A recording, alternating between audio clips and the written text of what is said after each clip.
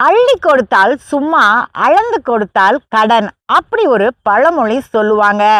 இதுக்கு என்ன அர்த்தம் அப்படின்னா, அள்ளி அள்ளி எவ்வளோ கொடுக்குறோம் அப்படின்னு தெரியாமலே ஒருத்தருக்கோ பலருக்கோ நம்ம எதையாவது கொடுக்கும்போது அது சும்மா, அதாவது இலவசம் அப்படின்ற கணக்கு.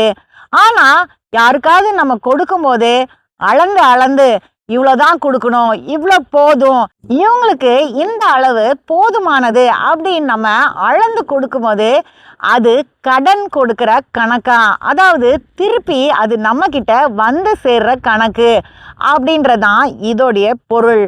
ஆனா இதுக்கு இன்னொரு அர்த்தமும் உண்டு.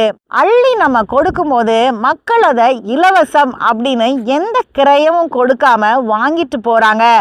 அப்படி வாங்கிட்டு போற எந்த பொருளுக்கும் மதிப்பு இருக்காது. அது சும்மாவாதான் அவங்க நினச்சிக்குவாங்க. சிலர் இலவசமா வாங்குற பொருட்களை பயன்படுத்தாம வீணாக்கிடுவாங்க.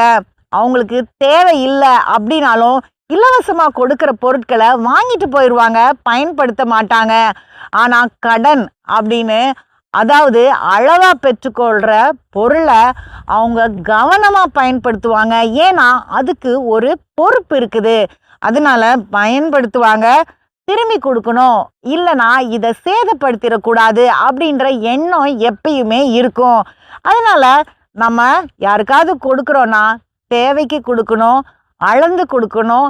அதே மாதிரி நம்ம பெறும்போதும் தேவைன்னா வாங்கிக்கணும், இல்லைனா நம்ம வேண்டான்னு சொல்லிடணும். சும்மா கொடுக்குற எந்த பொருளுக்குமே மதிப்பு கிடையாது.